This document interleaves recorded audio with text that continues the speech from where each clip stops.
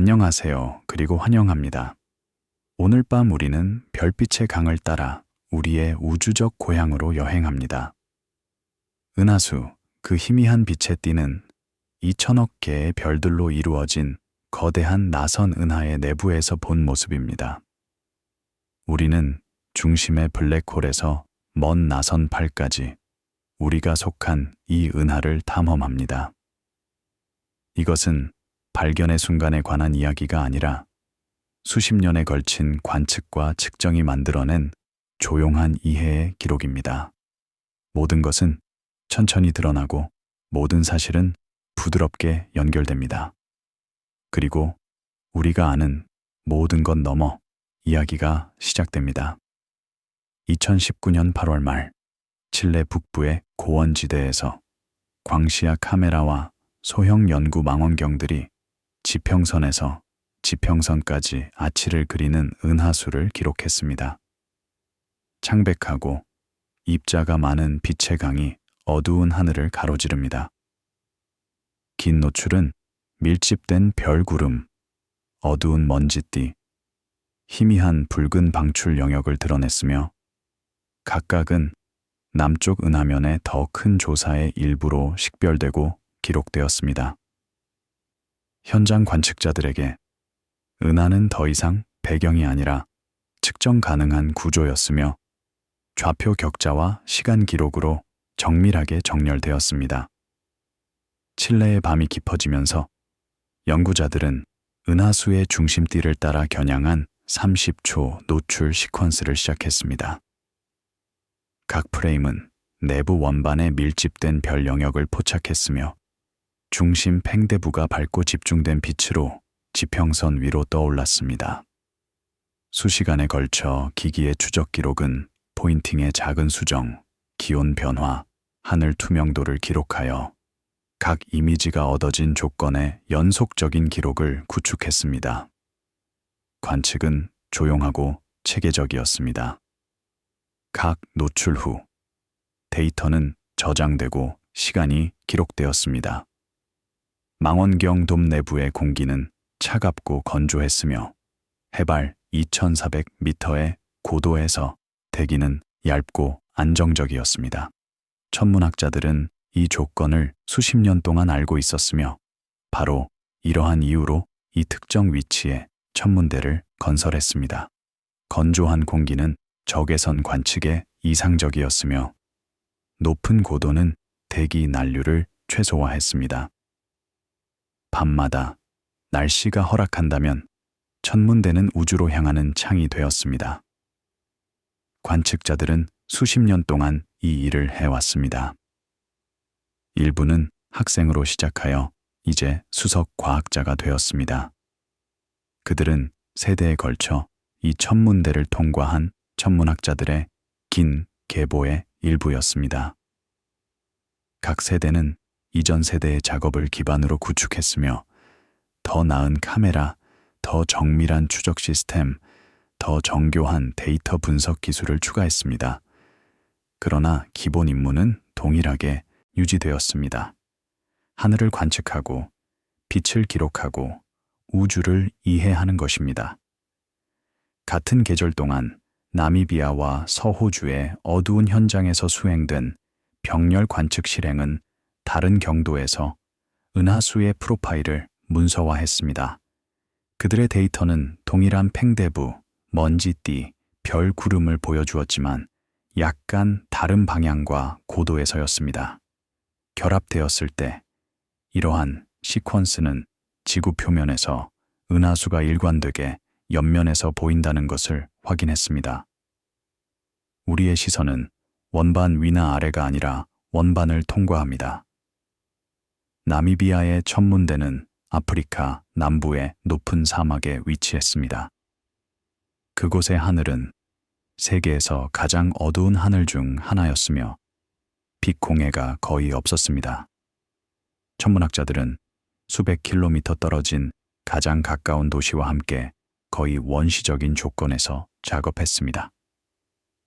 밤에 은하수는 너무 밝아서 그것이 땅에 그림자를 그리웠습니다. 그것은 희미한 그림자였지만 여전히 볼 수 있었습니다. 이것은 하늘이 얼마나 어두웠는지에 대한 증거였습니다. 서호주에서 천문대는 대륙의 내부 광대한 황무지 한가운데에 있었습니다. 그곳의 조건은 나미비아와 유사했습니다. 건조한 기후, 안정적인 대기, 그리고 매우 어두운 하늘이었습니다. 천문학자들은 종종 고립되어 일했으며 가장 가까운 도시에서 수시간 거리였습니다. 그러나 그들은 그들이 하는 일이 중요하다는 것을 알고 있었습니다. 그들의 관측은 세계 반대편의 동료들의 관측과 결합되어 우리 은하의 포괄적인 그림을 생성할 것입니다.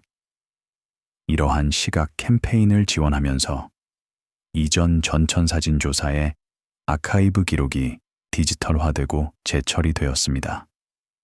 역사적 건판을 현대 디지털 프레임과 정렬함으로써 분석가들은 수십 년에 걸쳐 은하수 D의 밝기와 겉보기 구조를 비교했습니다. 대기 조건과 기기의 한계 내에서 넓은 패턴은 안정적으로 유지되었습니다. 중심 밝아짐, 양쪽 팔, 성간 먼지에 의해 생성된 불규칙한 어두운 틈입니다. 조사자들에게 이 연속성은 은하수의 대규모 외관이 체계적인 인간 관측 기간 동안 놀랍게 일관되었다는 견해를 강화했습니다. 사진 건판의 디지털화는 주요한 작업이었습니다. 이 건판들 중 일부는 100년 이상 되었으며 깨지기 쉽고 다루기 어려웠습니다. 아카이브 담당자들은 각 건판을 신중하게 스캔했으며 고해상도 이미지를 생성하고 손상을 방지하기 위해 특수 장비를 사용했습니다. 각 건판은 역사적 문서였으며 과거로의 창이었습니다. 그것은 수십 년 또는 100년 전에 하늘이 어떻게 보였는지를 보여주었습니다. 일부 건판은 유명한 천문학자들에 의해 촬영되었으며 그들의 이름은 이제 교과서에 나와 있습니다. 다른 건판은 익명의 관측자들에 의해 촬영되었으며 그들의 이름은 잊혀졌습니다. 그러나 모든 건판은 중요했습니다. 각각은 하늘의 기록, 시간의 스냅샷, 우리 은하의 역사의 한 조각이었습니다. 그리고 이제 디지털화됨으로써 이러한 기록은 미래 세대가 접근할 수 있게 되었습니다. 광시야 조사 데이터는 우주 기반 천체 측정 임무에서 구축된 별 카탈로그와 통합되었습니다. 수억 개의 별들의 위치와 거리가 은하수 띠를 따라 그들의 겉보기, 위치와 교차 참조되었습니다. 결과 3차원 지도는 평평한 빛의 강으로 보이는 것이 중심 팽대부와 확장된 나선팔을 가진 얇고 회전하는 항성 원반의 통합된 뷰임을 확인했습니다. 이런 식으로 익숙한 밤하늘 띠는 구조화된 은하를 통한 단면으로 재정의 되었습니다. 우주 기반 천체 측정 임무는 현대 천문학의 경이로움이었습니다. 위성은 지구 대기 위를 궤도를 돌았으며 대기 난류나 빛 공해에 방해받지 않고 하늘을 스캔했습니다. 정밀도는 놀라웠습니다. 위성은 별의 위치를 마이크로아크 초의 정밀도로 측정할 수 있었으며 이는 달에서 인간의 머리카락 너비를 측정하는 것과 같습니다. 이 정밀도는 별들의 3차원 운동을 재구성하고 은하수의 구조를 매핑하는 데 필수적이었습니다.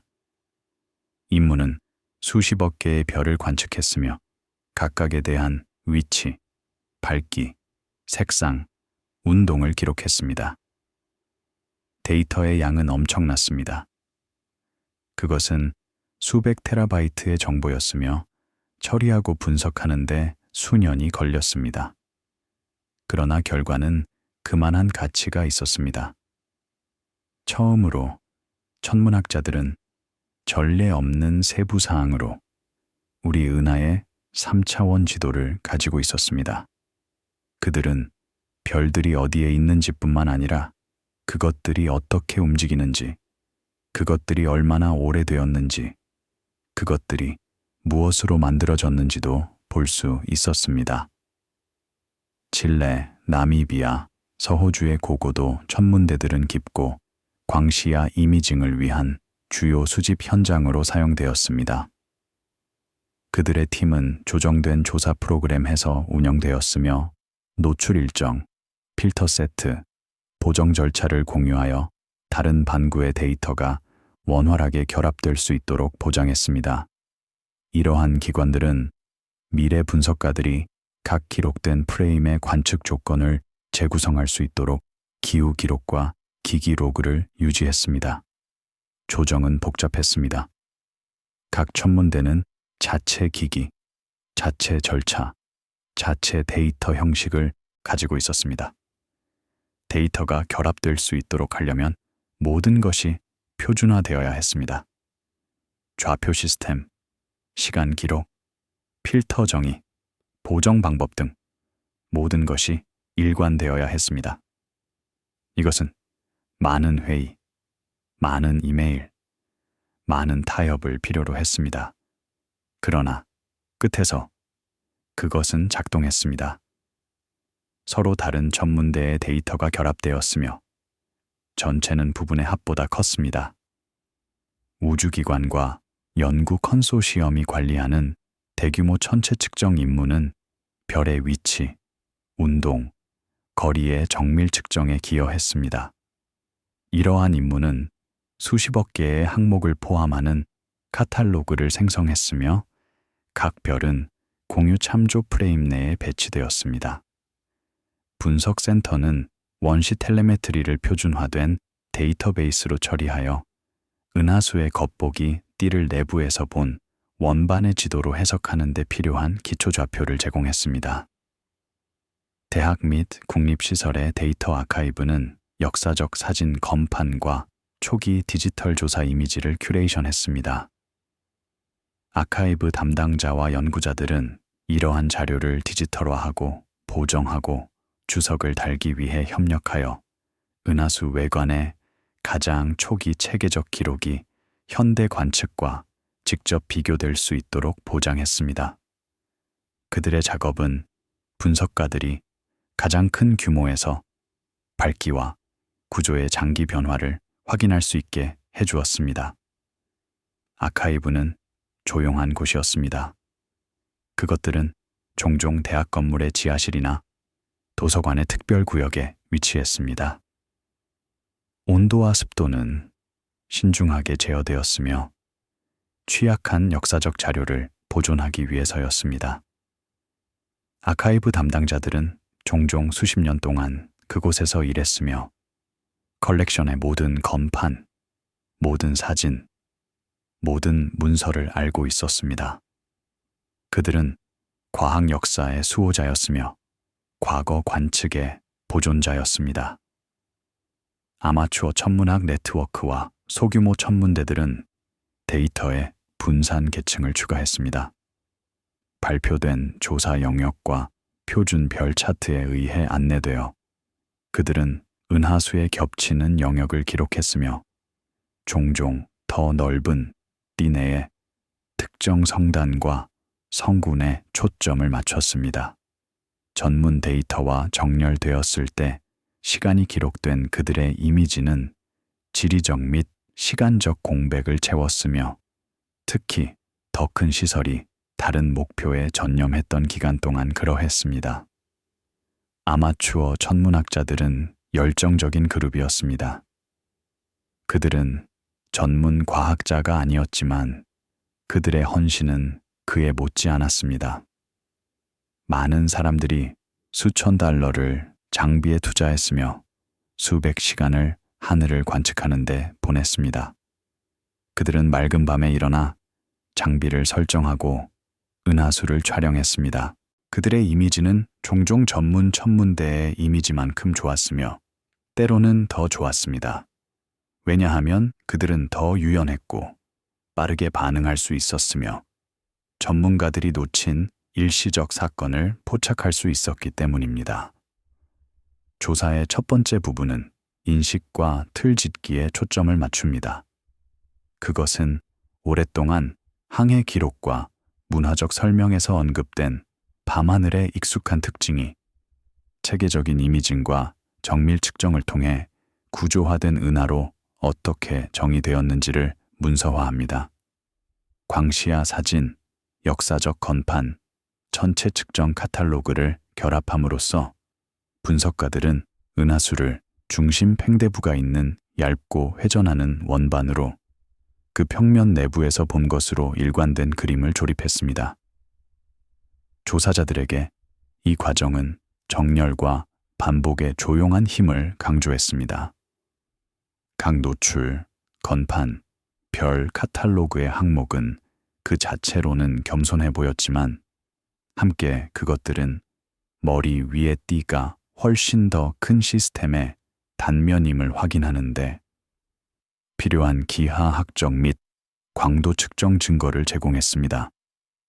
빛의 강에서 막대 나선 은하로의 전환은 단일 단계에서 발생하지 않았지만 기록에 인내심 있는 축적과 조정을 통해 발생했습니다. 많은 관측자들에게 연구의 이 단계는 대규모 이해가 종종 항상 보였던 것에 대한 신중한 주의로 시작된다는 것을 강조했습니다. 한때 배경으로 취급되었던 익숙한 은하수는 회전하는 항성 원반 내에서 우리의 위치에 대한 체계적인 조사의 주요 주제가 되었습니다. 밤하늘은 조용했고 별들은 그들의 위치에서 움직이지 않는 것처럼 보였지만 관측자들은 그들이 거대한 회전 시스템의 일부임을 알고 있었습니다. 은하수를 바라볼 때 우리는 우리 은하의 원반을 안에서 보고 있습니다. 우리 태양계는 은하 중심에서 약 26,000 광년 떨어진 원반 내에 위치합니다. 우리가 밤하늘에서 보는 빛의 띠는 우리 시선을 따라 있는 수십억 개의 별들의 결합된 빛입니다. 중심을 향해 볼 때 우리는 더 많은 별과 더 밝은 빛을 봅니다. 가장자리를 향해 볼 때 우리는 더 적은 별과 더 희미한 빛을 봅니다. 이 기하학은 수세기 동안 천문학자들은 당황하게 했습니다. 왜 은하수는 띠로 나타나는가? 왜 그것은 전체 하늘에 균등하게 분포되지 않는가? 18세기와 19세기에 천문학자들은 별들을 세고 그들의 분포를 매핑하기 시작했습니다. 그들은 별들이 평평한 디스크에 배열되어 있으며 우리 태양이 그 디스크 내부 어딘가에 있다는 것을 점차적으로 깨달았습니다. 그러나 디스크의 정확한 크기와 모양, 그리고 우리의 정확한 위치는 20세기까지 명확하지 않았습니다. 이미징 캠페인이 은하수의 기본 모양을 확립함에 따라 관심은 그것의 운동으로 전환되었습니다. 2012년 3월 대형 전파 망원경에 부착된 차폐된 제어실에서 운영자들은 은하수 원반의 중성수소 가스에서 나오는 희미한 21cm 방출을 기록하며 남쪽 하늘을 가로지르는 안테나의 느린 스윕을 모니터링했습니다. 그들의 화면에서 스펙트럼은 얇고 색깔 있는 선으로 나타났으며 주파수의 각 이동은 신중하게 기록되고 나중 분석을 위해 저장되었습니다. 밖에서 기기의 거대한 접시는 거의 조용히 움직였으며 수주에 걸쳐 은하 전체에 가스 운동학을 매핑할 사전 계산된 트랙을 따라 회전했습니다. 전파, 망원경은 기술의 경이로움이었습니다. 접시는 수십 미터 직경이었으며 정밀한 제어 시스템으로 향할 수 있었습니다. 수신기는 극도로 민감했으며 우주의 차가운 배경을 통해 수소가스의 희미한 신호를 감지할 수 있었습니다. 관측은 느리고 지루한 과정이었으며 하늘의 각 지점에서 데이터를 수집하는 데 수분이 걸렸습니다. 그러나 그것은 필수적이었습니다. 2011년과 2014년 사이에 여러 관측 실행을 통해 전파 천문학자들은 은하면을 따라 수백 개의 방향에서 수소선 프로파일을 수집했습니다. 각 프로파일은 주어진 시선을 따라 가스가 태양에 비해 어떻게 움직이는지를 보여주었으며 속도는 작은 주파수 이동으로부터 추론되었습니다. 이것은 도플러 효과였으며 광원이 관측자에게 다가가거나 멀어질 때 빛의 파장이 변하는 것과 동일한 현상이었습니다. 수소선은 21cm 파장 또는 1420 메가헤르츠 주파수에서 발생합니다. 이 방출은 수소 원자의 전자가 한 에너지 상태에서 약간 낮은 상태로 전환될 때 발생합니다. 전환은 드물지만 우주에는 수소가 너무 많아서 방출이 쉽게 감지됩니다. 그리고 전파는 광학 빛을 차단하는 먼지 구름을 쉽게 통과하기 때문에 전파 천문학자들은 광학 천문학자들이 볼 수 없는 은하의 영역을 볼 수 있습니다. 이러한 데이터를 확립된 거리 및 은하 좌표와 결합함으로써 분석가들은 은하 중심으로부터 다른 반경에서 궤도 속도를 계산했습니다.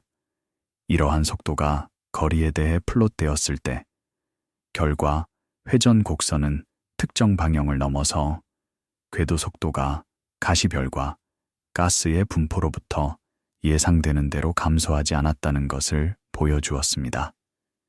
대신 그것들은 원반의 큰 부분에 걸쳐 거의 평평하게 유지되었습니다. 이것은 놀라운 결과였습니다. 뉴턴 중력의 법칙에 따르면 궤도 속도는 거리의 제곱근에 반비례하여 감소해야 합니다. 이것은 태양계에서 사실입니다. 해왕성은 수성보다 훨씬 느리게 궤도를 돕니다. 그러나 은하수에서 속도는 감소하지 않았습니다. 그것들은 평평하게 유지되었습니다. 이것은 우리가 볼 수 없는 질량이 많이 있다는 것을 의미할 수밖에 없었습니다. 암흑 물질입니다. 이 패턴은 20세기 중반 조사의 이전 발견과 일치했지만 이제 더 높은 해상도와 더 넓은 범위로 확인되었습니다. 조사자들에게 평평한 회전 곡선의 지속성은 은하의 광도 구성 요소를 훨씬 넘어 확장되는 상당한 양의 보이지 않는 질량, 암흑 물질에 대한 사례를 강화했습니다. 전파 작업과 병행하여 광학 및 적외선 분광 프로그램은 은하 중심으로부터 다양한 거리에 있는 별들의 속도를 측정했습니다. 분광학은 별빛을 구성 색상으로 분해하는 기술입니다. 각 화학 원소는 스펙트럼에서 특징적인 선을 생성하며 이러한 선의 파장은 별이 움직이는지 여부와 얼마나 빠르게 움직이는지를 말해줄 수 있습니다. 선이 빨간색 쪽으로 이동하면 별은 우리로부터 멀어지고 있습니다. 선이 파란색 쪽으로 이동하면 별은 우리를 향해 다가오고 있습니다. 이동의 양은 속도를 제공합니다. 항성 스펙트럼에서 도플러 이동을 분석함으로써 팀들은 시선 속도를 도출했고 전체 측정 데이터와 결합하여 3차원 운동을 재구성했습니다. 이러한 항성 운동학 결과는 가스 회전 곡선과 정렬되었으며 별과 가스 모두가 동일한 기본 중력 포텐셜에 반응한다는 것을 나타냈습니다. 시간이 지남에 따라 컴파일된 속도 데이터는 은하수의 동적 모델에 통합되었습니다. 동적 모델은 복잡했습니다. 그것들은 은하의 질량이 어떻게 분포되어 있는지, 그리고 그 분포가 별과 가스의 운동에 어떻게 영향을 미치는지를 설명하려고 시도했습니다. 모델은 팽대부, 원반, 헤일로를 포함했으며 각각은 자체 질량 분포를 가지고 있었습니다. 분석가들은 모델이 관측된 회전 곡선과 항성 운동을 재현할 때까지 매개 변수를 조정했습니다. 가장 잘 맞는 구성은 질량이 광도 구성 요소의 질량을 크게 초과하는 확장된 암흑 물질 헤일로를 필요로 했습니다. 암흑 물질은 현대 천체 물리학의 가장 큰 미스터리 중 하나입니다. 우리는 그것이 거기에 있다는 것을 알고 있습니다. 왜냐하면 우리는 그것의 중력 효과를 볼 수 있기 때문입니다. 그러나 우리는 그것이 무엇인지 모릅니다. 그것은 빛을 방출하지 않거나 흡수하지 않으며 전자기 복사와 전혀 상호작용하지 않는 것 같습니다. 그것은 중력을 통해서만 보통 물질과 상호작용합니다. 수십 년간의 실험과 관측에도 불구하고 과학자들은 암흑 물질 입자를 직접 감지하지 못했습니다. 그러나 그것의 효과는 부인할 수 없습니다. 은하수의 회전 곡선뿐만 아니라 다른 은하, 은하단, 심지어 우주의 대규모 구조에서도 암흑 물질의 증거가 있습니다. 그것은 우주에서 보통 물질보다 약 5배 더 풍부한 것으로 보입니다. 우주의 대부분은 우리가 볼 수 없고 이해하지 못하는 것으로 만들어져 있습니다. 이것은 겸손하고 흥미진진한 깨달음입니다. 증거는 단일 측정에 의존하지 않았습니다. 그것은 독립적인 조사에서 반복적으로 기록되고 교차 확인된 가스 및 항성 운동학의 수렴으로부터 나타났습니다. 국내 및 국제 전파 천문대들은 수소 조사를 수행했으며 은하수의 가스 운동학을 매핑하는 데 전념하는 긴 관측 시퀀스를 예약했습니다.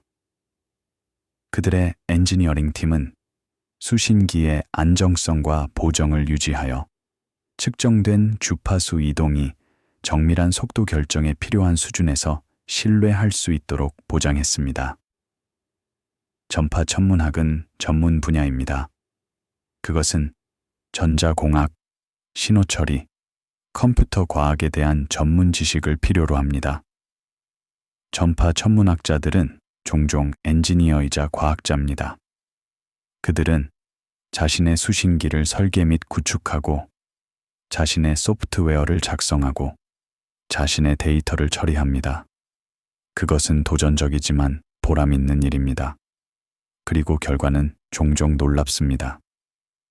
이러한 시설의 데이터 처리 파이프라인은 원시 스펙트럼을 정확한 포인팅 및 타이밍 정보로 태그된 표준화된 프로파일로 변환했습니다. 다중 객체 분광기를 갖춘 대형 지상 기반 망원경을 포함한 광학 및 적외선 천문대들은 항성 속도 측정에 기여했습니다. 연구 그룹은 젊은 원반 별이나 오래된 헤일로 별과 같은 특정 항성 집단을 목표로 하는 관측 캠페인을 설계했으며 그들의 운동을 사용하여 은하 중력장의 다른 영역을 감사했습니다. 다중 객체 분광기는 강력한 도구였습니다. 그것들은 단일 노출에서 수백 또는 수천 개의 별의 스펙트럼을 기록할 수 있었습니다. 이것은 대규모 조사를 가능하게 했으며 천문학자들은 짧은 시간 내에 많은 별을 관측할 수 있었습니다. 기술은 복잡했습니다. 각 별의 빛은 광섬유를 통해 분광기로 전달되어야 했으며 광섬유는 정확하게 배치되어야 했습니다. 그러나 그것은 작동했고 결과는 인상적이었습니다. 결과 데이터 세트는 공개, 저장소에 보관되어 교차 비교 및 재분석을 허용했습니다. 은하 역학을 전문으로 하는 천체 물리학 연구소들은 이러한 관측 입력을 은하수의 질량 분포 모델에 통합했습니다. 수치 방법을 사용하여 그들은 시험 중력 포텐셜을 구성하고 시뮬레이션된 별 및 가스 궤도가 관측된 회전 곡선 및 속도 분산과 일치하는지 테스트했습니다. 수치 시뮬레이션은 현대 천체 물리학의 중요한 부분이었습니다. 컴퓨터는 수백만 또는 수십억 개의 입자의 운동을 추적할 수 있었으며 각각은 다른 모든 것의 중력을 느낍니다. 시뮬레이션은 은하가 어떻게 형성되고 진화하는지, 별들이 어떻게 움직이는지, 암흑 물질이 어떻게 분포되어 있는지를 보여줄 수 있었습니다.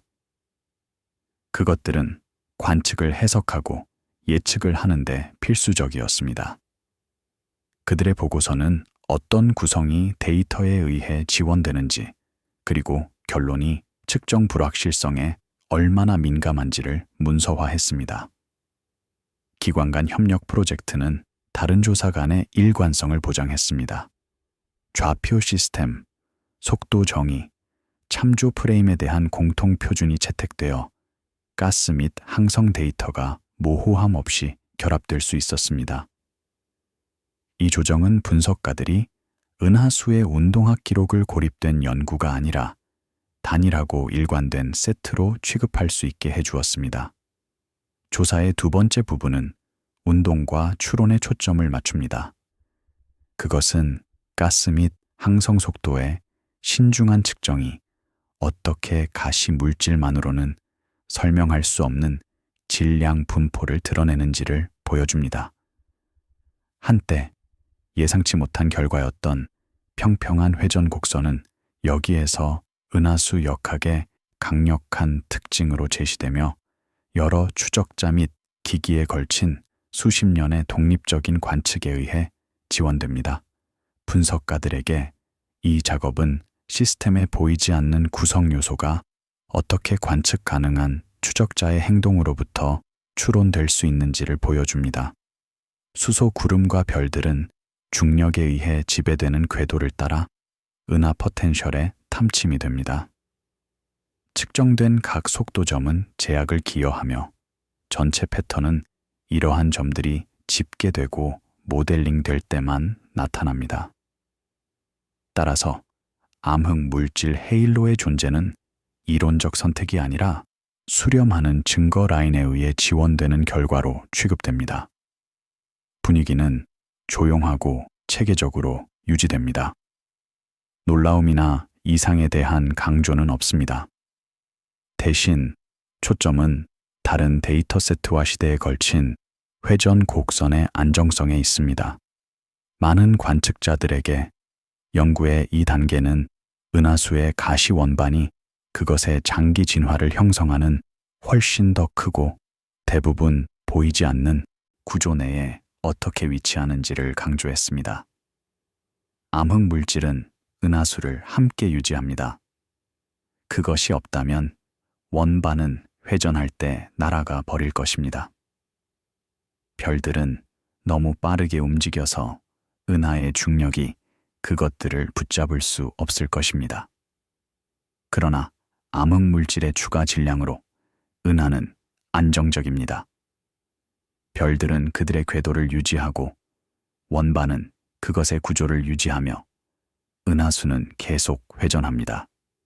은하의 질량 분포가 더 명확하게 제약됨에 따라 조사는 안쪽으로 항성 밀도가 증가하고 궤도 시간이 단축되는 중심 영역을 향해 전환되었습니다.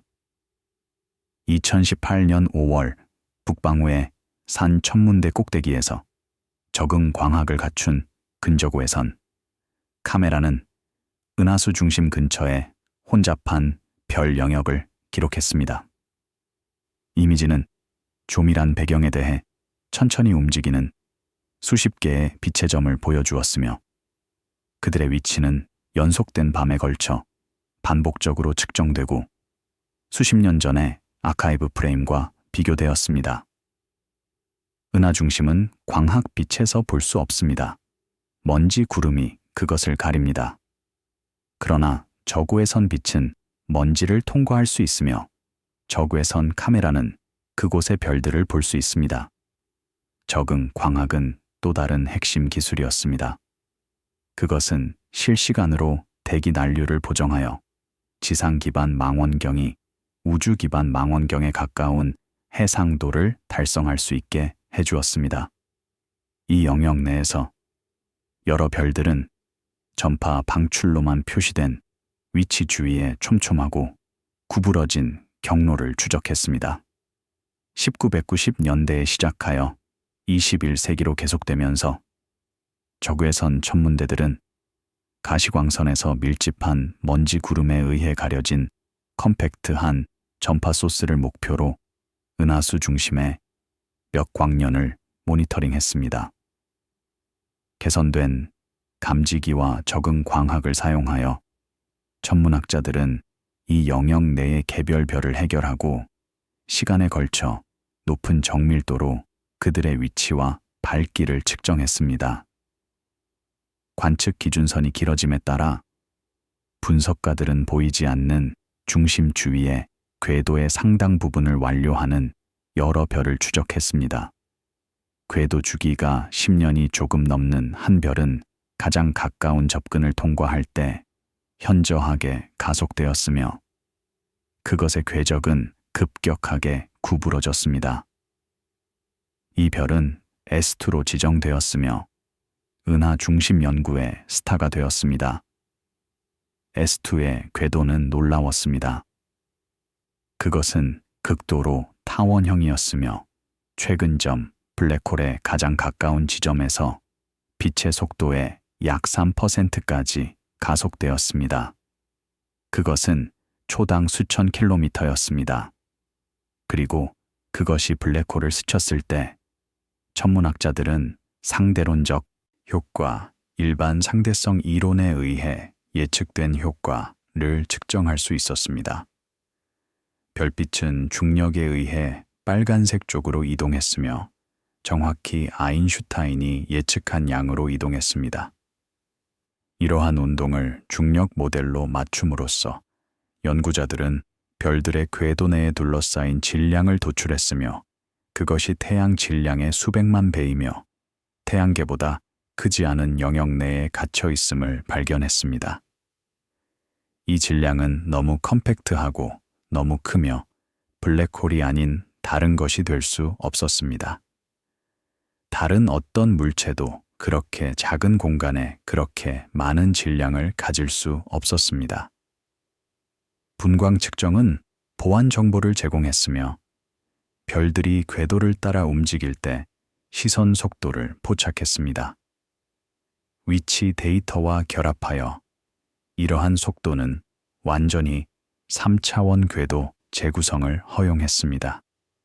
다른 기기 및 데이터 축소 방법으로 작업하는 독립적인 팀들은 중심 질량에 대한 일관된 추정치에 도달했습니다. 시간이 지남에 따라 추가 궤도가 추정되고 분석에 추가되어 질량 측정을 정제하고 블랙홀에 대한 가능한 대안을 제약했습니다. 블랙홀에 대한 대안은 무엇이었을까요? 암흑 물질의 조밀한 덩어리? 매우 컴팩트한 별 군집? 이론적으로 이러한 가능성들이 고려되었지만 모두 배제되었습니다. 암흑 물질은 그렇게 작은 공간에 모일 수 없었습니다. 별 군집은 불안정할 것이며 빠르게 증발할 것입니다. 블랙홀만이 관측된 특성과 일치했습니다. 그것은 컴팩트하고 안정적이며 가시광선을 방출하지 않았습니다. 중심 소스의 병렬 전파 간섭계 관측은 매우 긴 기준선 어레이를 포함하여 그것의 컴팩트 힘과 안정성을 확인했습니다. 전파 방출은 작은 영역에 국한되어 있었으며 거대한 블랙홀 근처의 물질의 특징인 변동성 패턴을 가지고 있었습니다. 소스는 궁수자리 A스타로 지정되었으며 은하수의 무선 중심이었습니다. 후속 캠페인에서 조정된 관측 어레이는 수평선 규모 이미지를 생성했으며 사건의 지평선 근처에 뜨거운 가스로부터의 방출과 일치하는 고리 모양의 구조를 드러났습니다. 이것은 주요 성과였습니다. 처음으로 천문학자들은 블랙홀 자체의 이미지를 가지고 있었습니다. 실제로는 블랙홀을 둘러싼 뜨거운 가스의 이미지였지만 그것은 여전히 놀라웠습니다. 이미지는 블랙홀이 진짜이며 그것이 은하수의 중심에 있으며 그것이 수백만 태양 질량을 가지고 있음을 확인했습니다. 다른 기술에 기반했지만 이러한 발견은 항성 역학으로부터 도출된 결론을 지원했습니다. 초대 질량 블랙홀이 은하수의 중심을 차지합니다. 적응 광학 시스템과 적외선 카메라를 갖춘 대형 지상 기반 천문대들은 은하 중심 근처에 항성 운동을 추적하는 데 중심 역할을 했습니다. 그들의 엔지니어링 팀은 대기 난류를 보정하는 데 필요한 섬세한 광학 시스템을 유지하여 이전에 보는 것으로 흐릿했던 영역에서 개별 별의 해상도를 가능하게 했습니다. 적응 광학은 복잡한 기술이었습니다. 그것은 대기를 통해 볼 때 별빛의 왜곡을 실시간으로 측정하고 보정하는 것을 포함했습니다. 이것은 변형 가능한 거울 모양을 빠르게 변경할 수 있는 거울을 사용하여 수행되었습니다. 거울은 초당 수천 번 지정되었으며 대기 난류에 의한 왜곡을 보상했습니다. 결과는 극적이었습니다. 흐릿한 별 이미지는 날카롭고 명확해졌습니다. 종종 수십 년에 걸친 관측 프로그램은 동일한 영역으로 정기적으로 돌아가도록 구조화되어 항성 위치의 연속적인 기록을 구축했습니다. 천체 측정 및 궤도 역학을 전문으로 하는 연구 그룹들은 항성 운동 분석을 주도했습니다. 그들은 혼잡한 영역에서 정밀한 위치를 추출하고 기기 왜곡을 보정하고 측정을 안정적인 참조 프레임으로 변환하는 방법을 개발했습니다. 이것은 쉬운 작업이 아니었습니다. 은하 중심은 별들로 붐볐으며 각 이미지는 수백 개의 별을 포함했습니다.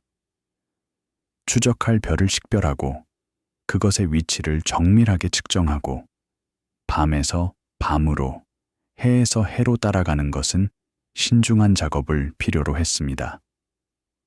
그러나 그것은 중요했습니다. 왜냐하면 그것은 궤도를 재구성하고 중심 질량을 측정할 수 있게 해주었기 때문입니다. 뉴턴 및 상대론적 중력에 기반한 그들의 모델은 관측된 궤적을 둘러싸인 질량과 연결하여 중심 물체를 초대 질량 블랙홀로 식별하기 위한 정량적 기초를 제공했습니다. 글로벌 간섭계 네트워크를 포함한 전파 천문학 시설들은 컴팩트한 중심 전파 소스를 모니터링했습니다. 신호처리 센터는 널리 분리된 안테나의 데이터를 결합하여 고해상도 지도를 생성했으며 소스의 크기, 모양, 변동성을 특성화했습니다. 전파 간섭계는 강력한 기술이었습니다. 그것은 전 세계에 분산된 여러 전파 망원경의 데이터를 결합하는 것을 포함했으며 효과적으로 지구 크기의 망원경을 생성했습니다. 해상도는 놀라웠습니다. 천문학자들은 수백만 광년 떨어진 은하의 중심에서 별 크기, 특징을 해결할 수 있었습니다. 우리 자신의 은하 중심의 경우 그들은 블랙홀 근처의 영역을 수, 천문 단위의 규모로 해결할 수 있었습니다. 이러한 관측은 방출 영역의 물리적 규모에 대한 제약을 제공했으며 블랙홀 근처의 강착 과정에 기반한 해석을 지원했습니다. 우주 기반 천문대들은 지상에서 접근할 수 없는 파장에서 추가 데이터를 기여했으며 중심 영역으로부터의 X선 및 적외선 방출을 관측했습니다. 그들의 기기는 블랙홀 근처의 뜨거운 가스 및 에너지 과정과 일치하는 플레어 및 배경 방출을 감지했으며 동적 측정에 추가 맥락을 추가했습니다. X선 플레이는 특히 흥미로웠습니다. 그것들은 불규칙적이고 예측할 수 없었지만 블랙홀 주변에서 일어나는 과정에 대한 단서를 제공했습니다. 일부 플레어는 물질이 블랙홀로 떨어지면서 가속되고 가열될 때 발생한다고 생각되었습니다. 다른 플레이는 블랙홀 주변의 자기장의 재연결과 관련이 있을 수 있었습니다. 플레어를 연구함으로써 천문학자들은 블랙홀의 즉각적인 환경에 대해 배울 수 있었습니다. 데이터 센터는 이러한 관측을 지상 기반 결과와 함께 보관하여 은하 핵의 다중 파장 연구를 가능하게 했습니다. 이 부분은 증거로서의 정밀한 운동에 중점을 둡니다. 완전하거나 부분적인 궤도를 통해 개별 별을 추적함으로써 조사자들은 은하수의 중심 파색을 가려진 영역에서 잘 특성화된 중력 실험실로 변환했습니다. 항성 역학으로부터 추론된 질량은 공간 범위 및 방출 특성에 대한 제약과 결합하여 초대 질량 블랙홀에 대한 대안을 위한 여지를 거의 남기지 않았습니다. 분석가들에게 이 사례는 작은 영역의 장기 모니터링이 어떻게 접근할 수 없는 구조에 대한 결정적인 결론을 산출할 수 있는지를 보여줍니다. 측정된 각 위치, 속도, 궤도 곡선은 기준선이 성장함에 따라 불확실성이 줄어드는 누적 데이터 세트에 추가됩니다. 중심 블랙홀의 식별은 단일 궤도나 플레어에 의존하지 않았지만 수십 년에 걸쳐 추적된 여러 별의 일관된 행동에 의존했습니다. 톤은 고요하고 관찰적으로 유지됩니다. 중심 물체의 극단적 본성은 드라마를 위해 강조되지 않습니다.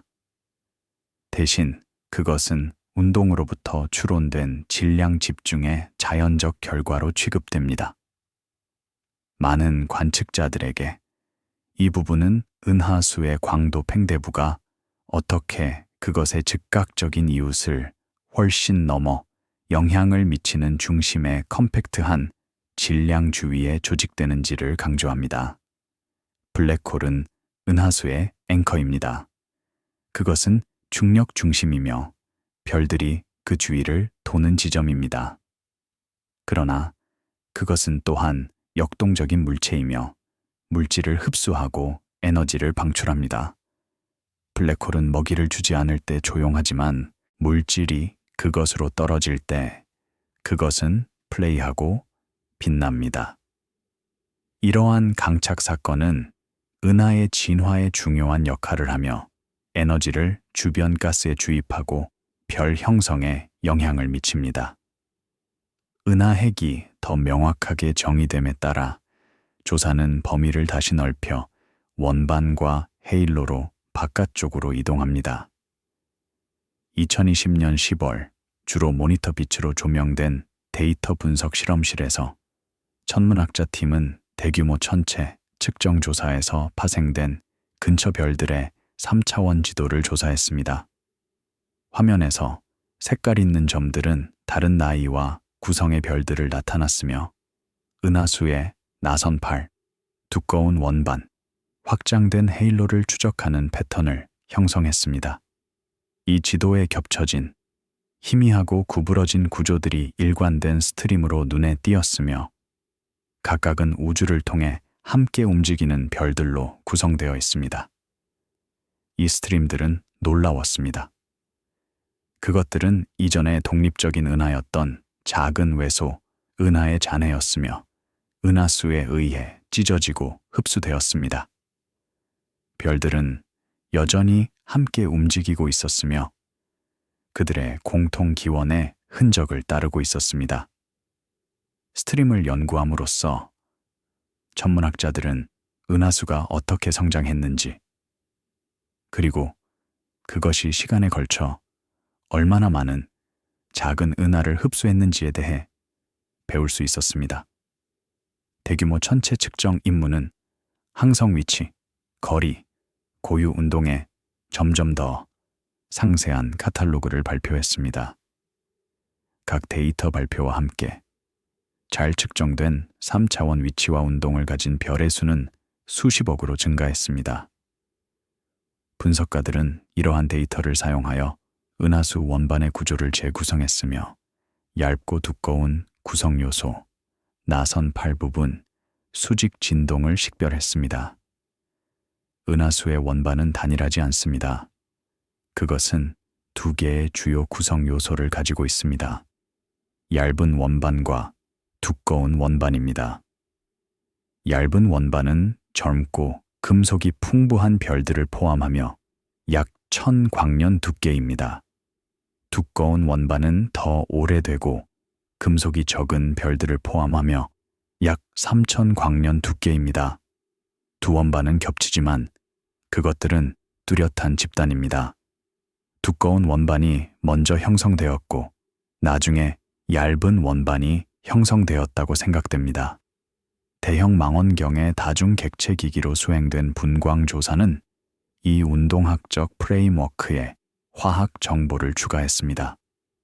항성 스펙트럼에서 흡수선을 측정함으로써 연구자들은 수백만 개의 별에 대한 금속성 및 원소 풍부도 비율을 결정했습니다. 이러한 화학적 지문은 그들이 나이와 기원에 따라 별을 분류할 수 있게 해주었으며 은하수의 초기 역사에서 형성된 집단을 나중에 더 작은 은하로부터 강착된 집단과 구별했습니다. 화학 분석은 강력한 도구였습니다. 별의 스펙트럼에 있는 각 원소는 그 별의 역사에 대한 이야기를 했습니다. 수소와 헬륨은 빅뱅에서 생성되었습니다. 더 무거운 원소, 탄소, 산소, 철 등은 별에서 생성되고 초신성에 의해 우주로 방출되었습니다. 별의 금속성, 수소와 헬륨보다 무거운 원소의 풍부도는 그것이 얼마나 많은 이전 세대의 별들로부터 형성되었는지를 말해줍니다. 금속성이 높은 별은 젊습니다. 금속성이 낮은 별은 오래되었습니다. 운동학과 화학을 결합함으로써 분석가들은 헤일로에서 뚜렷한 항성 스트림 유사한 궤도와 구성을 공유하는 별들의 길쭉한 그룹을 식별했습니다. 이러한 스트림은 파괴된 외소 은하 및 성단의 잔해로 해석되었습니다. 그들의 경로를 추적하고 궤도를 재구성함으로써 팀들은 이러한 시스템이 언제 그리고 어떻게 은하수로 강착되었는지를 추론했습니다. 일부 스트림은 이름을 가지고 있었습니다.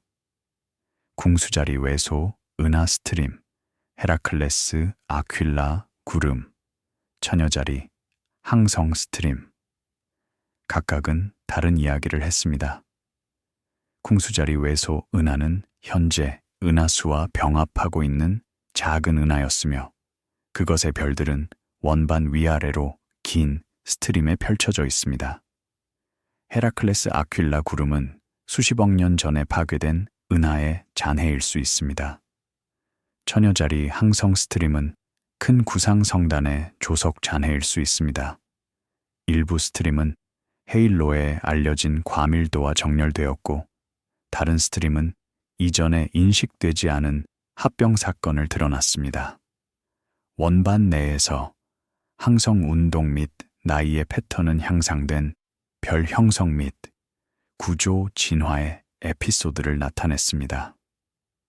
별들이 수십억 년에 걸쳐 안쪽이나 바깥쪽으로 이동한 방사형 이동은 금속성과 궤도 특성 사이의 상관관계를 통해 식별되었습니다. 방사형 이동은 흥미로운 현상입니다. 별들은 중력 상호작용 및 별 형성 및 초신성과 같은 과정으로 인해 은하 내에서 그들의 궤도를 변경할 수 있습니다. 별은 안쪽이나 바깥쪽으로 이동할 수 있으며 때로는 상당한 거리를 이동할 수 있습니다. 이것은 은하의 화학 진화에 중요한 영향을 미칩니다. 왜냐하면 그것은 금속을 한 지역에서 다른 지역으로 운반하기 때문입니다. 우리 태양은 안쪽에서 형성되고 바깥쪽으로 이동했을 수 있으며 또는 바깥쪽에서 형성되고 안쪽으로 이동했을 수 있습니다. 정확한 역사는 알려지지 않았습니다. 이러한 발견은 은하수의 원반이 정적으로 남아있지 않고 내부 과정 및 외부 영향에 의해 점차적으로 재형성되었음을 시사했습니다. 천체 측정 임무를 운영하는 우주기관 및 국제 컨소시엄은 조사의 이 단계를 위한 기초 데이터 세트를 제공했습니다. 그들의 팀은 장기 위성 운영, 데이터 전송, 원시 측정을 정밀 카탈로그로 변환한 복잡한 축소, 파이프라인을 관리했습니다. 우주 임무는 엄청난 노력이었습니다. 그들은 수십 년간의 계획, 수십억 달러의 자금, 수천 명의 인력을 필요로 했습니다. 그러나 결과는 그만한 가치가 있었습니다. 임무는 수십억 개의 별에 대한 데이터를 제공했으며 각각은 전례 없는 정밀도로 측정되었습니다. 이 데이터는 천문학을 변화시켰으며 천문학자들이 이전에 불가능했던 방식으로 은하수를 연구할 수 있게 해주었습니다. 이러한 프로젝트 내의 과학 작업 그룹은 은하 구조나 항성 집단과 같은 특정 응용 프로그램에 초점을 맞췄으며 중간 제품 및 검증 보고서를 생성했습니다. 지상 기반 분광 조사 협력은 단일 노출에서 수천 개의 별에 대한 스펙트럼을 기록할 수 있는 전용 기기를 사용하는 관측 캠페인을 조정했습니다.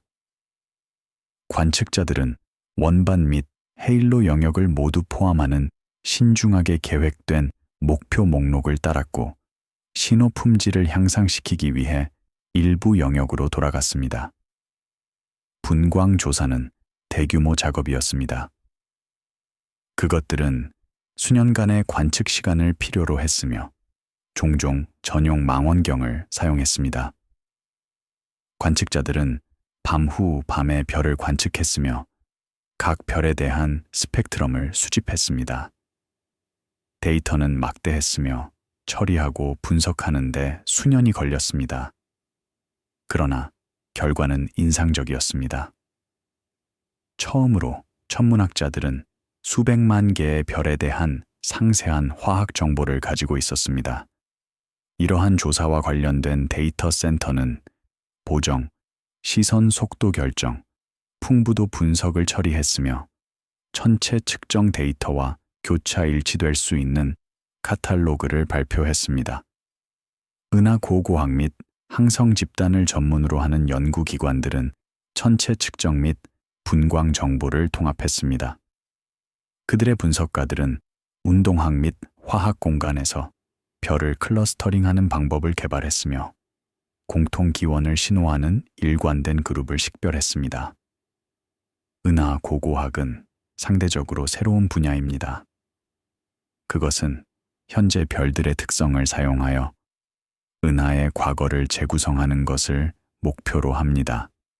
그것은 화석을 사용하여 지구의 역사를 재구성하는 지질학자와 같습니다.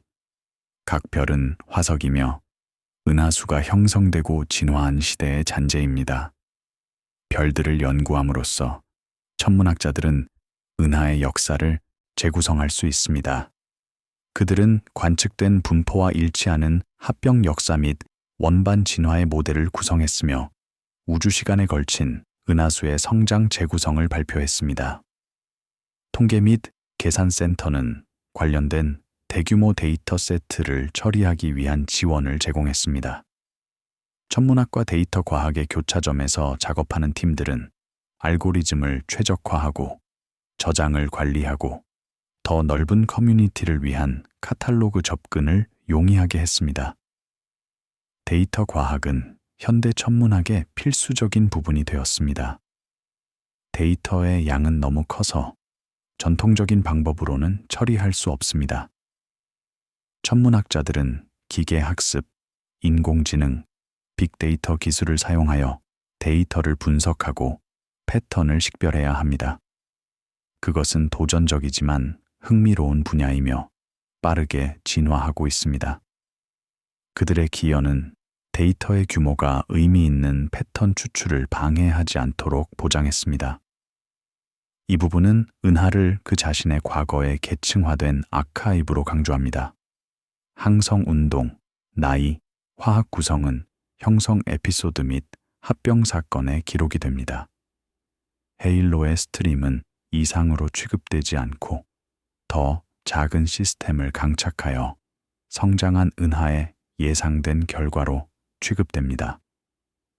은하수는 고립되어 성장하지 않았습니다. 그것은 수십 개 또는 수백 개의 작은 은하를 흡수했으며 각각은 별, 가스, 암흑 물질에 기여했습니다. 이러한 합병은 폭력적인 수 있었지만 그것들은 또한 건설적이었습니다. 그것들은 은하수가 성장하고 진화하도록 허용했습니다. 그리고 그것들은 우리가 오늘날 보는 스트림과 구조를 남겼습니다. 원반 구조 및 집단 구배의 변화는 내부 역학 및 외부 영향이 수십억 년에 걸쳐 은하수를 어떻게 형성했는지를 드러냅니다. 분석가들에게 이 작업은 시간이 어떻게 현재 분포로부터 재구성될 수 있는지를 보여줍니다. 어떤 관측자도 원래 합병이나 초기 별 형성 폭발을 목격하지 않았지만 그들의 시그니처는 여전히 은하 내에서 궤도를 도는 별들의 특성에 인코딩되어 있습니다. 각 스트림이나 화학적으로 뚜렷한 집단은 은하수가 언제 그리고 어떻게 질량과 금속을 조립했는지에 대한 제약을 제공합니다. 톤은 균형 잡히고 성찰적으로 유지됩니다. 폭력적인 역사의 아이디어를 극화하려는 시도는 없습니다. 대신 초점은 점진적인 통합과 재배열에 있습니다. 많은 관측자들에게 연구의 이 단계는 은하가 지질학적 경관처럼 어떻게 측정과 모델의 올바른 조합으로 읽을 수 있는 층의 역사를 저장하는지를 강조했습니다. 은하수의 역사는 길고 복잡합니다. 그것은 약 135억 년 전 우주가 불과 4억 년밖에 되지 않았을 때 시작되었습니다. 처음에 그것은 작은 가스와 암흑 물질의 덩어리였으며 중력에 의해 함께 모였습니다. 시간이 지남에 따라 그것은 성장했으며 더 많은 물질을 흡수하고 더 많은 별을 형성했습니다. 그것은 다른 작은 은하와 병합했으며 각 병합은 그것의 구조와 구성에 흔적을 남겼습니다. 은하수의 구조, 역학, 성장을 추적한 후 조사는 현재로 돌아가며 진행 중인 관측 및 데이터 관리가 이 이해가 계속 개선되도록 보장하는 방법을 조사합니다. 2024년 1월 망원경으로부터 수천 킬로미터 떨어진 온도 제어 데이터 센터 내부에서 서버행이 조용히 윙윙거리며 전 세계 천문대와 대기 위를 도는 위성으로부터 하늘조사 데이터가 유입되었습니다. 데이터 센터는 현대 과학의 숨겨진 영웅입니다. 그것들은 화려하거나 흥미롭지 않지만 그것들은 필수적입니다.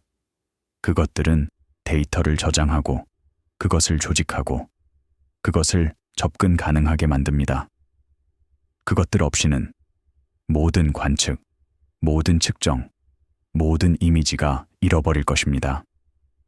데이터 센터는 과학의 기억입니다.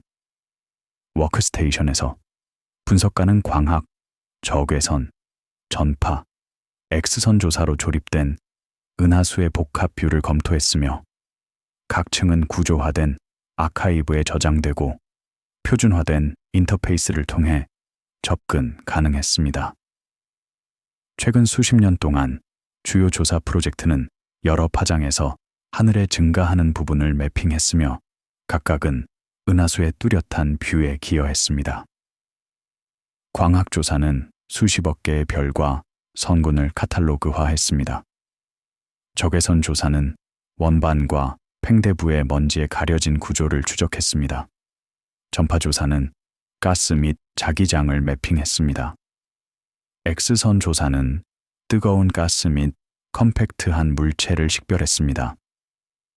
각 프로젝트는 장기 아카이브에 저장된 보정된 데이터 제품을 생성했으며 처리 알고리즘이 개선됨에 따라 업데이트되었습니다. 다중파장 천문학은 강력한 접근 방식입니다. 다른 파장은 다른 과정과 구성 요소를 드러냅니다.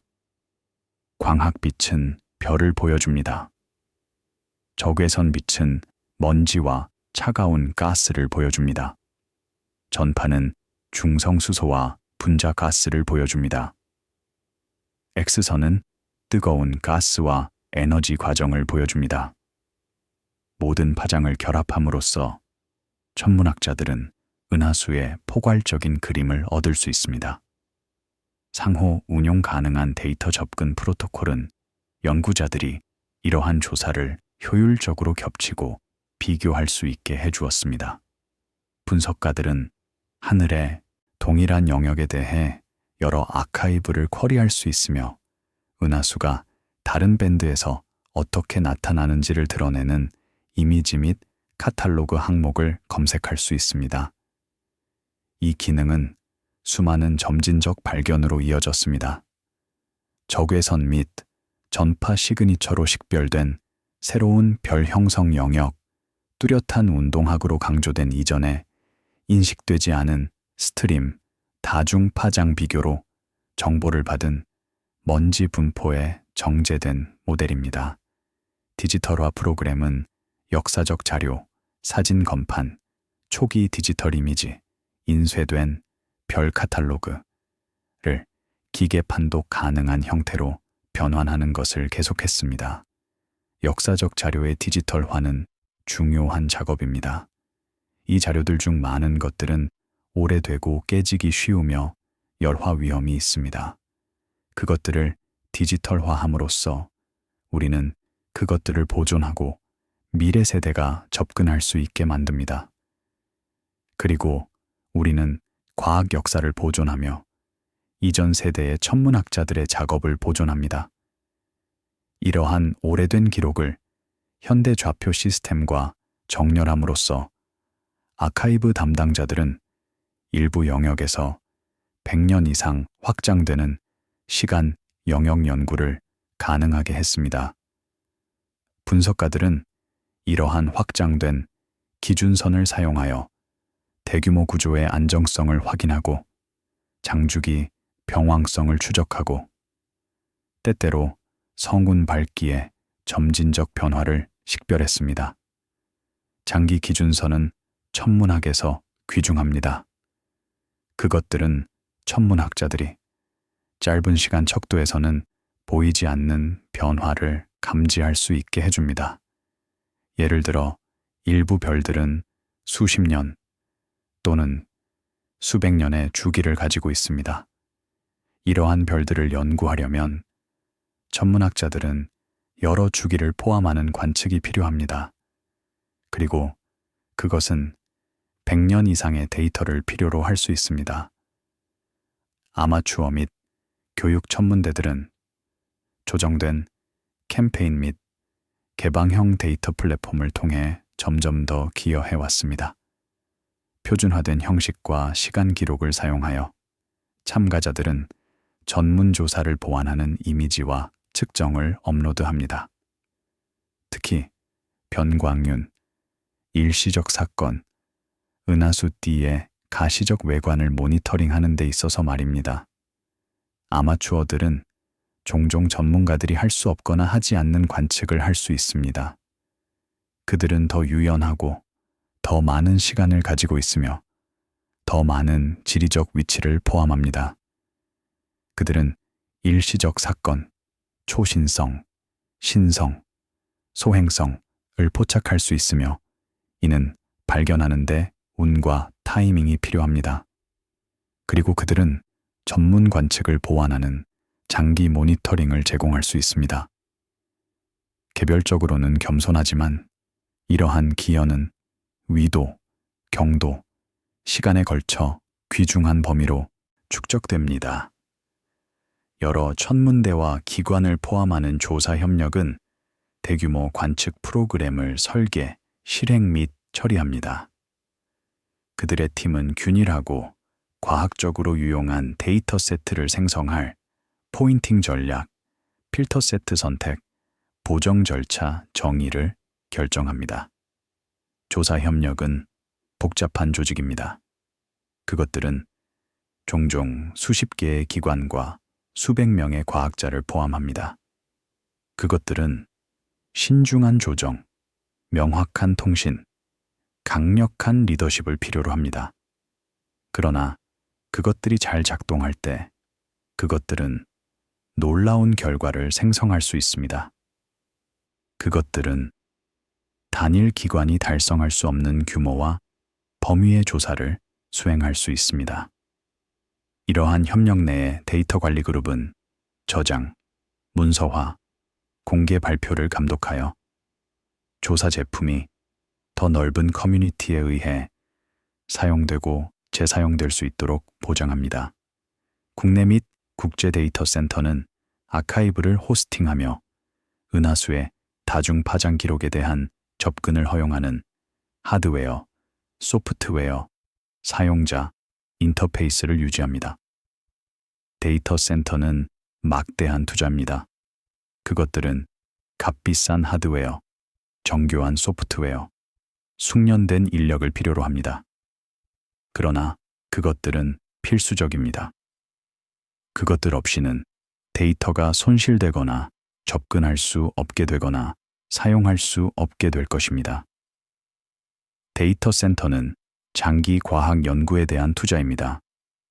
그들의 직원은 데이터 무결성을 모니터링하고 필요에 따라 정보를 새로운 저장 기술로 마이그레이션하고 백업 및 중복성을 관리합니다.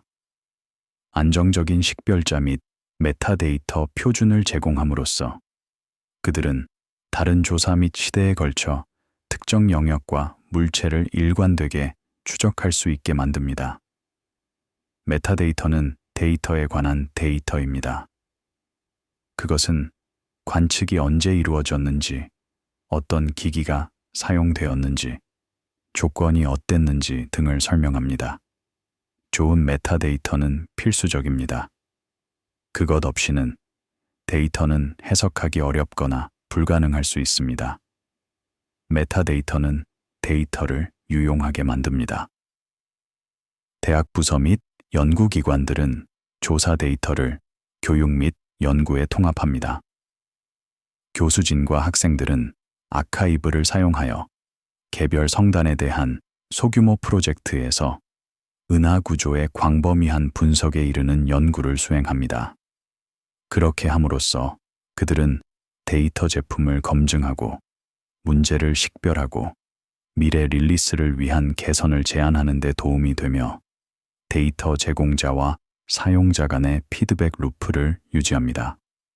교육과 연구는 밀접하게 연결되어 있습니다. 학생들은 실제 데이터로 작업함으로써 배우고 그들의 작업은 종종 새로운 발견으로 이어집니다. 교수들은 학생들을 가르침으로써 자신의 연구를 발전시키고 학생들은 새로운 아이디어와 관점을 가져옵니다. 그것은 선순환이며 과학과 교육 모두에 도움이 됩니다. 아마추어 협회 및 시민과학 플랫폼은 비전문 관측자의 기여를 조정합니다. 그들은 데이터 수집, 시간 기록, 파일 형식에 대한 지침을 제공하고 때때로 제출된 관측을 위한 저장소를 호스팅합니다. 이러한 메커니즘을 통해 작은 망원경이나 카메라로 은하수 아래 서 있는 시각적 경험은 은하의 공식 조사 기록과 연결됩니다. 시민과학은 성장하는 분야입니다. 그것은 대중을 과학 연구에 참여시키며 그들이 실제 데이터로 작업하고 실제 발견을 할 수 있게 합니다. 시민과학자들은 은하를 분류하고 별을 식별하고 행성을 찾았습니다. 그들의 기여는 진정으로 가치 있으며 그것들은 전문 과학자들이 혼자서는 할 수 없는 연구를 가능하게 합니다. 마지막 부분은 연속성과 관리에 중점을 둡니다. 그것은 은하수를 이해하는 것이 고립된 관측의 결과가 아니라 우리 은하로부터 받은 빛을 수집하고 저장하고 접근 가능하게 만드는 장기 시스템의 결과임을 강조합니다. 조사, 아카이브, 분산 관측자 네트워크는 함께 측정이 손실되지 않고 시간에 걸쳐 비교될 수 있으며 새로운 분석이 기존 기록의 전체 깊이를 활용할 수 있도록 보장합니다. 분석가들에게 이 인프라는 단일 망원경이나 임무만큼이나 중요합니다. 일관된 보관 및 개방형 접근이 없다면 매핑, 운동학, 항성 집단의 점진적 개선을 달성하고 검증하기가 더 어려울 것입니다. 은하수의 초상화는 데이터가 보존되고 기술이 발전함에 따라 재검토되기 때문에 개방적이고 수정 가능하게 유지됩니다. 과학은 자기 수정 과정입니다. 새로운 데이터, 새로운 기술, 새로운 아이디어가 나타남에 따라 우리의 이해가 진화합니다. 한때 사실로 생각되었던 것이 수정되거나 대체됩니다. 이것은 과학의 장점이며 그것의 약점이 아닙니다. 그것은 과학이 진실을 향해 진보한다는 것을 의미합니다. 분위기는 고요하고 미래지향적으로 유지됩니다. 은하수의 결정적인 최종 이미지는 없습니다.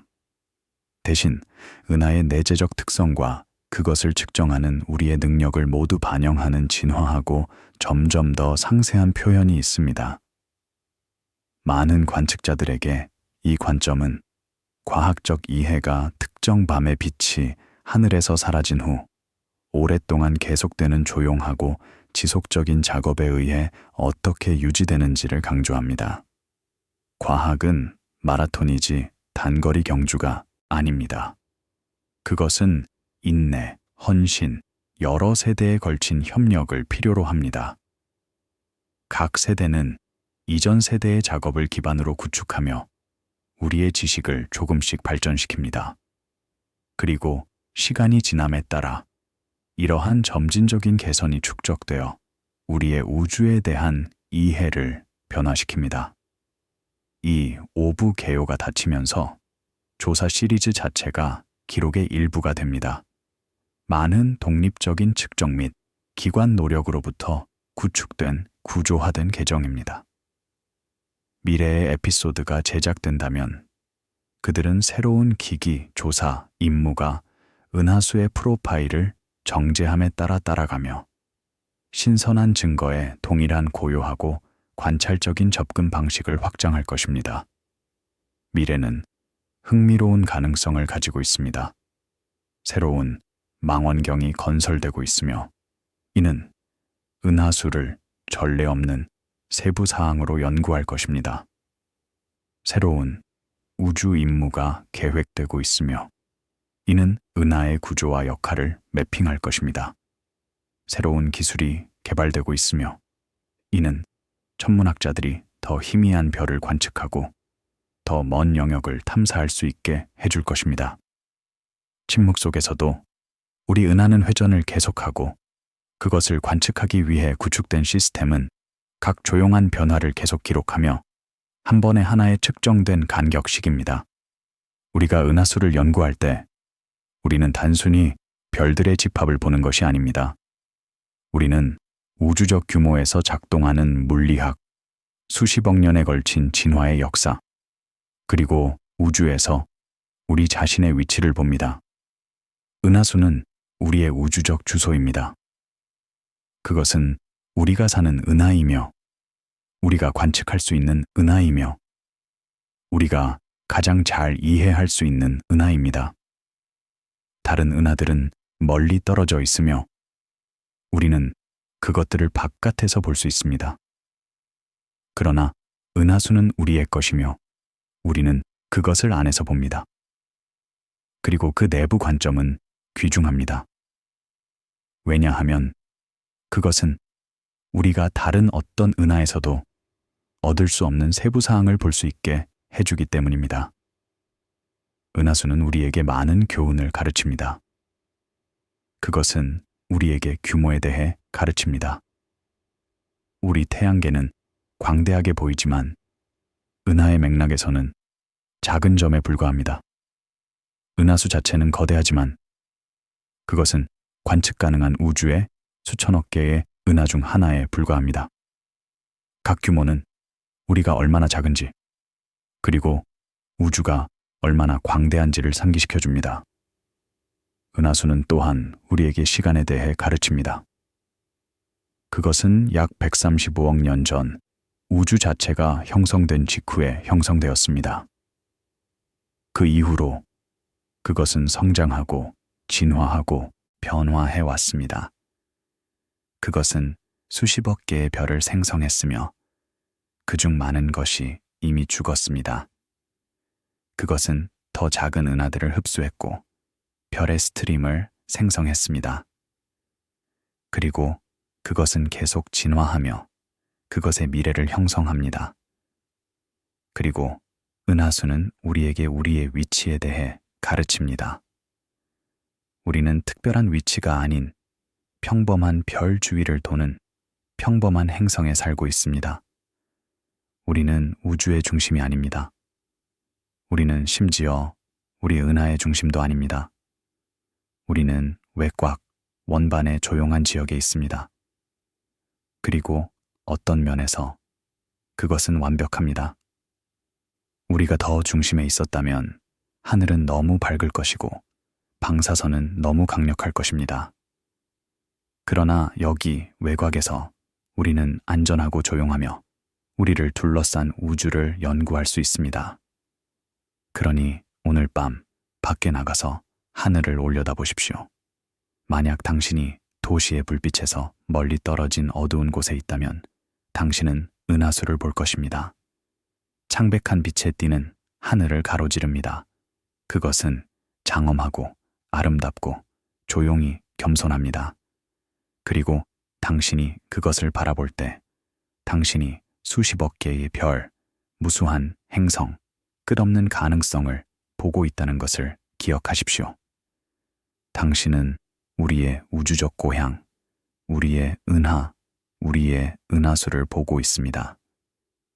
그리고 당신이 그것을 바라볼 때 당신이 본 빛이 수천 년 동안 여행해 왔다는 것을 기억하십시오. 당신이 보는 별들 중 일부는 더 이상 존재하지 않을 수도 있습니다. 그들은 오래전에 죽었지만 그들의 빛은 여전히 우주를 가로질러 우리에게 여행하고 있습니다. 당신이 은하수를 볼 때 당신은 시간을 되돌아보고 있습니다. 당신은 역사를 보고 있습니다. 당신은 우리 은하의 과거, 현재, 미래를 보고 있습니다. 은하수는 기다립니다. 그것은 회전하고 진화하고 변화합니다. 그리고 우리는 계속 관찰하고 측정하고 이해합니다. 왜냐하면 그것이 우리가 하는 일이고 그것이 우리가 누구이며 그것이 우리를 인간답게 만드는 것이기 때문입니다. 호기심, 경이감, 이해하려는 끊임없는 욕구입니다. 은하수는 우리의 집이며 우리는 그것의 학생입니다. 그리고 우리가 계속 배울 때 우리는 우리의 우주적 고향과 그것이 우주에서 차지하는 위치에 대해 점점 더 많이 이해합니다. 밤은 조용하고 별들은 밝으며 은하수는 하늘을 가로질러 뻗어 있습니다. 어딘가에서 망원경이 회전하고 감지기가 빛을 기록하고 과학자가 데이터를 분석합니다.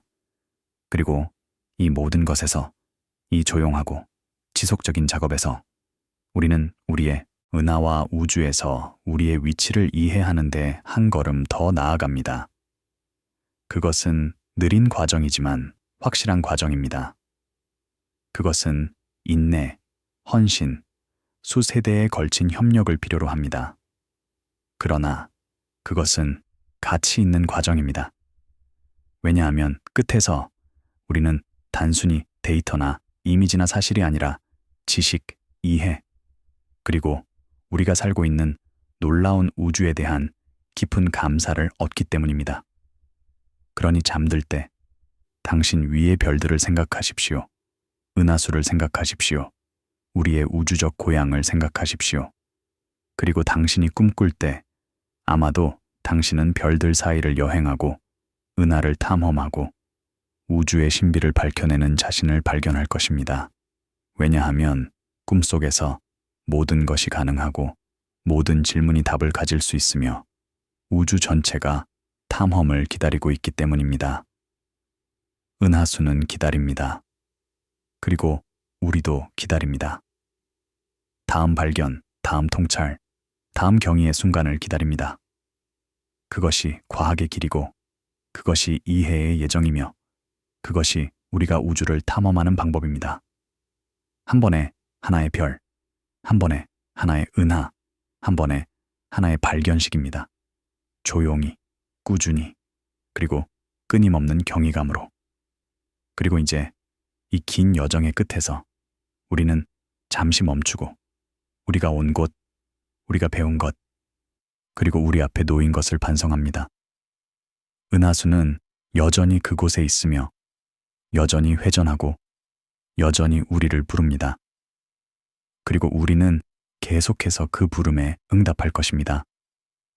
왜냐하면 그것이 우리의 본성이고 그것이 우리의 목적이며 그것이 우리를 탐험가, 발견자, 우주의 영원한 학생으로 만드는 것이기 때문입니다. 우리의 은하적 고향은 경이로움으로 가득 차 있으며 우리는 이제 막 그것의 비밀을 풀기 시작했습니다. 앞으로 올 수십 년과 수세기 동안 우리는 계속해서 은하수를 탐험하고 그것의 구조를 매핑하고 그것의 역사를 이해하고 우주에서 우리의 위치를 발견할 것입니다. 그리고 그 과정에서 우리는 우리 자신에 대해, 우리의 기원에 대해, 그리고 우리의 운명에 대해 배울 것입니다. 은하수는 단순한 별들의 집합이 아닙니다. 그것은 우리의 집, 우리의 역사, 우리의 미래입니다. 잘 자요. 부드러운 꿈 꾸세요. 안녕히 주무세요.